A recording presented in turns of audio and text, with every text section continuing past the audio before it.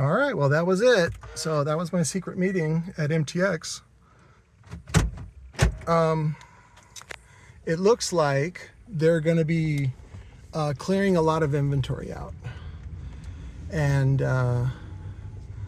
if you look at, I'm sure you can Google the Mitek website. Mitek is the parent company that is in charge of all the brands.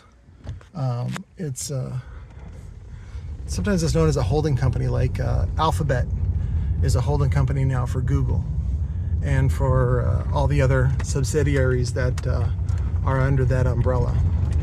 But so the guys have a lot of stuff that I want to sell locally, which is mostly like speaker boxes, loaded or unloaded, it doesn't matter. I just need cheap speaker boxes, and I only got like $1,200 to spend today, but I definitely wanted to cue you guys in so that if you want to do a big palette or of something, let me know. Make a list of what you think might be good. I'm going to come back with the truck and load up what I can.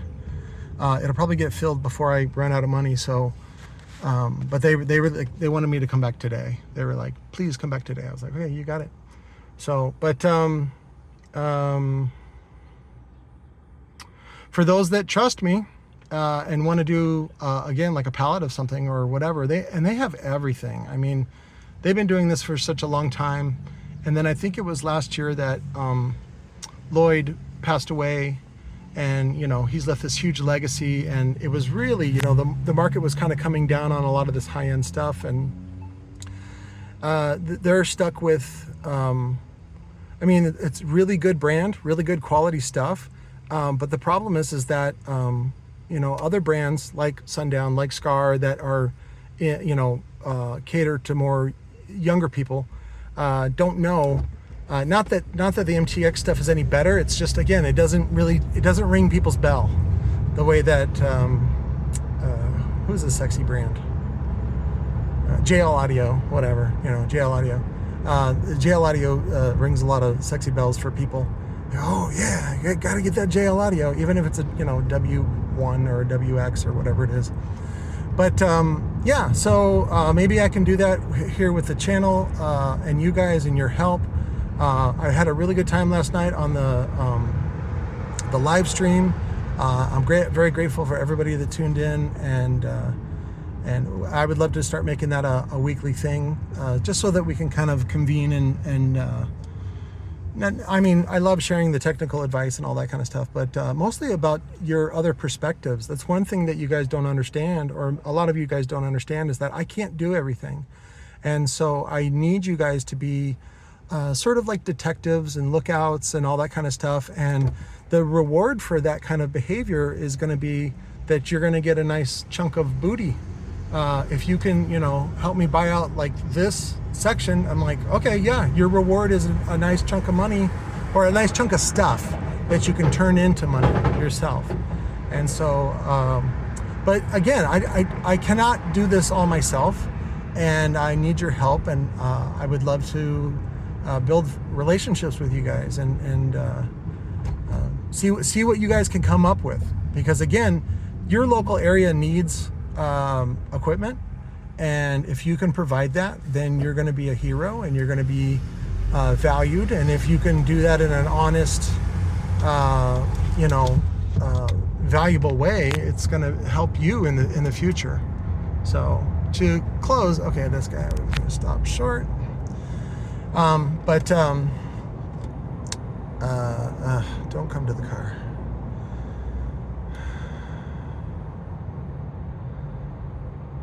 You guys want to look at him? There you go. You can look at him. Oh, yeah. We're going to scooch up. Speaking of creeps, so Scott Dilbeck contacted me this morning, and dude, I really feel bad for him. He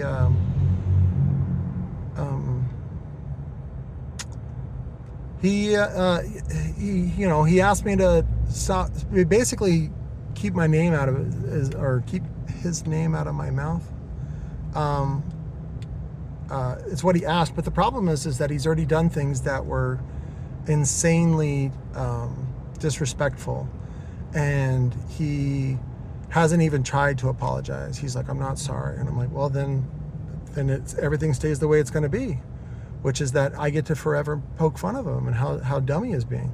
I even told him that his behavior reminded me of the documentary Grizzly Man, which is fantastic, by the way.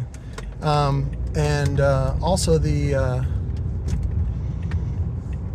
especially as a kid, the Disney version of the Pinocchio story, where Pinocchio who was an innocent, sweet boy, who ends up hanging around the wrong people, and they encourage destructive, impulsive, and just all around bad behavior, and they end up smoking cigars like Jacob Fuller, and drinking fine whiskey and all that kind of stuff, as if that's a cool thing. What they really end up being is jackasses.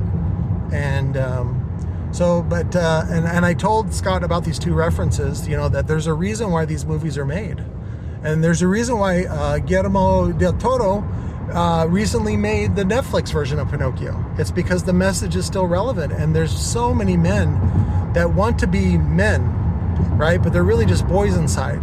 But only through being earnest and honest and kind and brave are you able to achieve that, which is to be a real boy. And it's only by sacrifice that you're able to enjoy the responsibility and to be a custodian of society rather than a predator. Scott replied back and said that, well, he must be doing something right because he's successful. And he said something about, like, you don't know who the people I really associate with. Well, I'm like, I know the people that you show that you're associating with online, and they're all shitty people.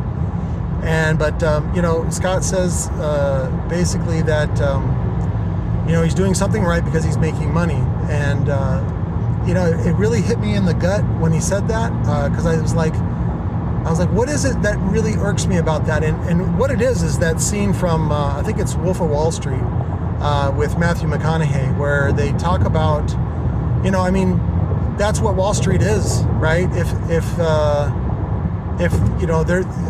People trust people on Wall Street, right? They trust politicians and lawyers, right? Because those guys all make money, right? So that means they're doing the good things for society, right?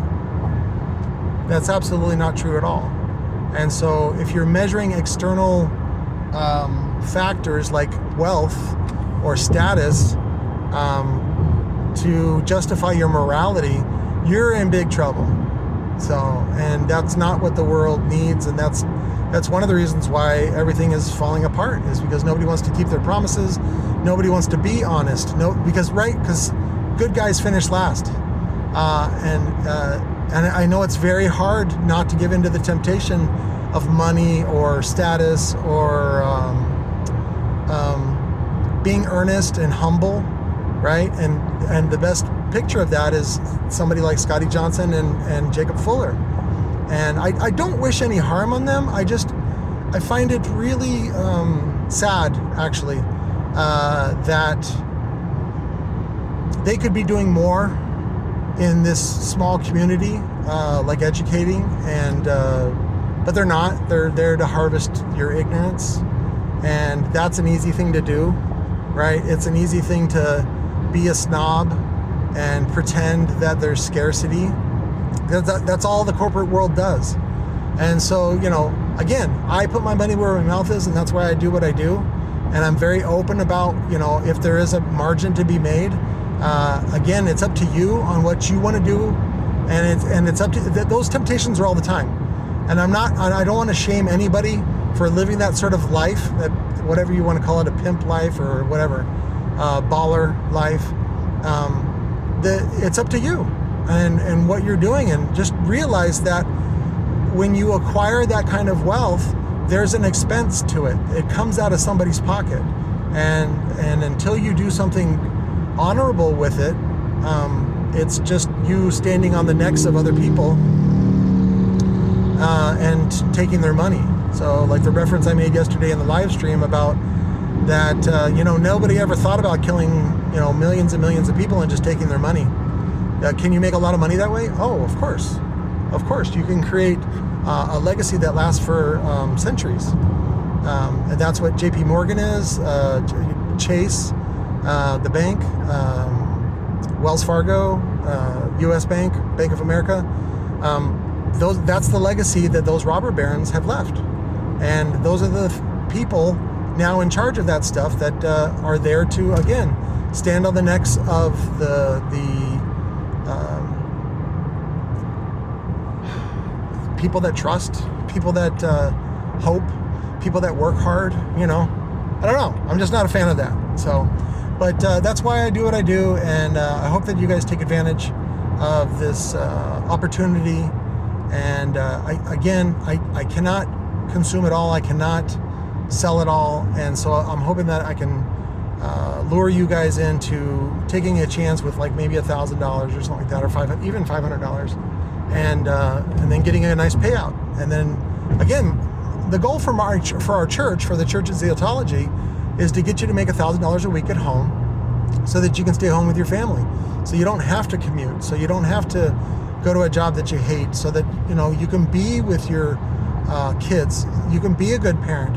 I was watching this TikTok last night with Tony, and he was talking about how, you know, like, I think it's like 90% of the rapists that are in jail come from single mother homes. And whenever you remove the father from the family, or the mother just is unwilling to get along with the father, you end up with a poor quality kid.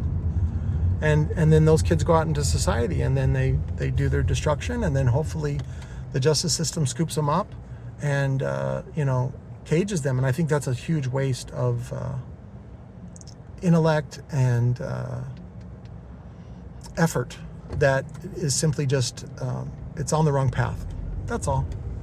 So those guys in jail, that, especially the ones that I stayed with for that week, they were good guys.